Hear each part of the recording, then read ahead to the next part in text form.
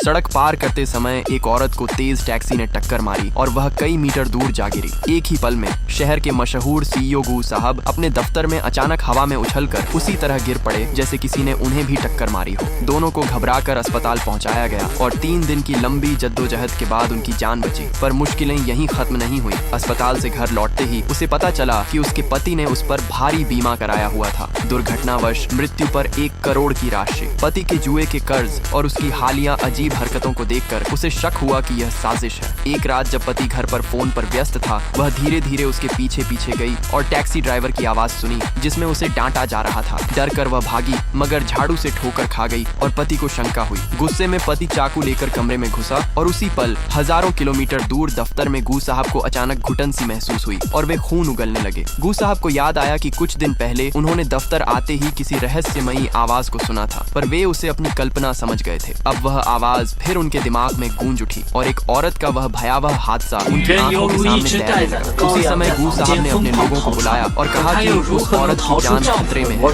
फौरन मदद करो। हजारों लोग रात भर दौड़े और अस्पताल से सूचना मिलते ही वे सीधे उस औरत के घर पहुंचे। पति ने दिखावे के लिए चिकन सूप बनाकर उसे खिलाया, पर वह समझ चुकी थी कि उसमें जहर है और उसने मना कर दिया। शाम तब बजी जब पति ने गुस्से में उस पर हमला कर दिया और वह सिर से घायल होकर इधर उधर भागी। गू साहब को भी अपना जीवन उजाड़ता हुआ दिखा और उन्हें घुटन बढ़ती चली गई जैसे उनकी आत्मा को कोई चोट पहुंचा रहा हो। उन्होंने तेज आवाज में कहा, गाड़ी 800 की स्पीड से भेजो और सारे रास्ते बंद करो। उधर औरत घायल होकर खून से लथपथ थी और पति बार बार उस पर वार कर रहा